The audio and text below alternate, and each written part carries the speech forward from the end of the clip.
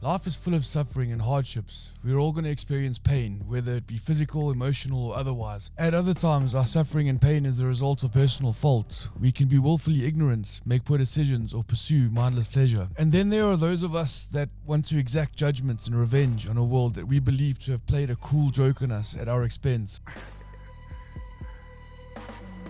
What's so funny?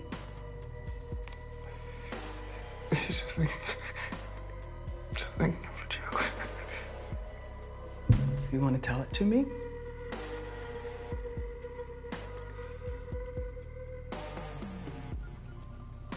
You wouldn't get it. We curse fate and become corrupt and nihilistic and act out in all the ways that we think will appease us, but instead just cause us and everyone else trouble. Carl Panzram, a man born in 1891 and executed for murder in 1929 at the age of 38, visited all manner of vulgar acts on his victims. Panzram spent the majority of his life in various institutions, starting at 11 years old when he was first raped and brutalized. Having been subject to all range of abuse from within these institutions, Panzram was resentful of his abusers, and ultimately he turned his resentment and his hate to the human race in its entirety. Here is a direct quote from Carl Panzram on his view of his disturbing legacy. "In my lifetime, I have murdered 21 human beings. I've committed thousands of burglaries, robberies, larcenies, arsons, and last but not least, I've committed sodomy on more than 1,000 male human beings. For all these things, I am not in the least bit sorry. I have no conscience, so that does not worry me. I don't believe in man, God, nor devil. I hate the whole damned human race, including myself." While he was on death row, he received correspondence from an anti-death penalty advocacy group who had him in their list of reprobates that needed saving. Their intention was to advocate on his behalf to have the death penalty rescinded and replaced with a life sentence. Here is an excerpt from his response to their letter. "The only thanks your kind will get from your efforts on my behalf is that I wish you all had one neck, and that I had my hands on it. I have no desire whatever to reform myself. My only desire is to reform people who try to reform me. And I believe that the only way to reform people is to kill them."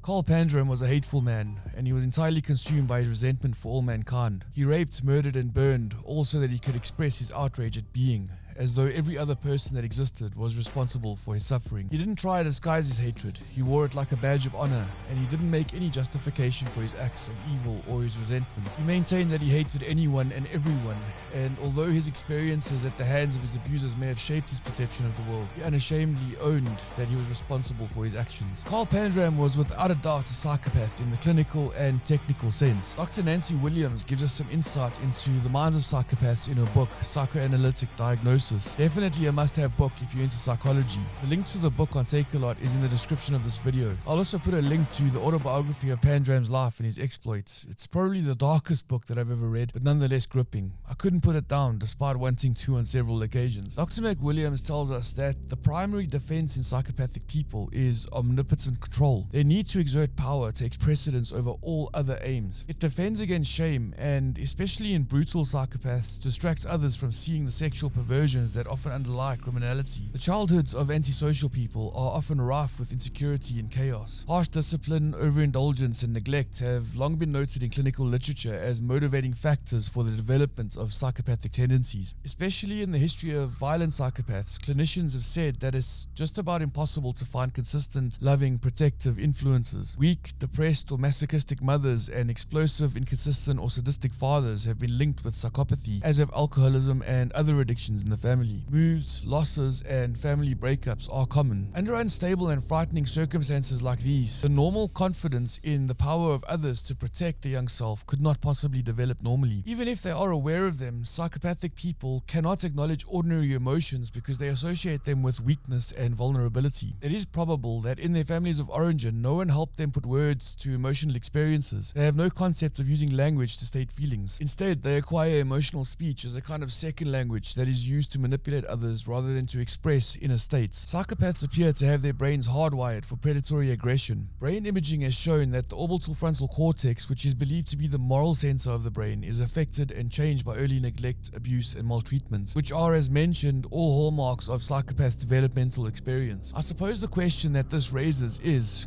could Panzram have chosen a different path? Was it within his capacity to have done so, or did his formative experiences create him and his fate? He spent most of his life in and out of jails and institutions, and he squandered his existence in pursuit of hateful revenge that he directed at innocent people. Was his brain hardwired in a way that made him entirely devoid of empathy? And if so, what could he have done to transcend this? I suppose this is a tough question, and I might as well be asking if free will actually even exists. When it comes to personality disturbances, it's rare that medication has any positive effects. It's been said that religious conversion can be impactful in these cases, but that's a whole new video. If you want to watch an awesome movie that perfectly depicts a psychopath's journey, check out the 2019 film The Joker. It's a must-see. They really did their research on this one, and it's very well done. So there's a story about these two brothers. One became homeless and bitter at the world and resentful over the suffering he had endured throughout his life. The other became an incredibly successful business person who had what appeared to be a good life. He had a wife, children, and although he suffered through the process of securing his successes, he embraced the process as part of his journey and was grateful for it. When asked what motivated each of their perspectives,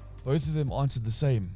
They said, "My father was an alcoholic." So we don't have all the details for each of these characters' every waking experience and how these may have shaped their perspectives. Nonetheless, I'm inclined to believe that irrespective of our lot in life, we can take steps to make things better or worse. Do we dodge our responsibilities so as to pursue impulsive pleasure and act out every impulse of our base desires? Do we act out on our bitterness and resentment and desire for revenge? Do we do all these things in the face of our suffering? Or do we try to reduce it for us and the people around us? Helen Keller once famously said, "Although the world is full of suffering, it is also full of the overcoming of it." She was blind and deaf, and she bore her suffering honorably and with dignity, and she worked hard to transcend it. She embraced it instead of living as a victim. She lived her life as an adventure when she could have easily cursed her fate. She worked at being an example of hope. So a deaf, blind woman living responsibly and transcending her pain and suffering doesn't really leave the rest of us with too many excuses for bad behavior. Helen Keller's example can serve as an ideal for all of us to strive for. All ideals judge us and tell us all the ways in which we are useless and not currently who we could be at our best. But this is also a whole new video. So in closing, if you feel like you're causing yourself and the people around you to suffer unnecessarily and you want to change your perspective on things and work at becoming a better human being, feel free to reach out. Our team at ARC are ready when you guys are.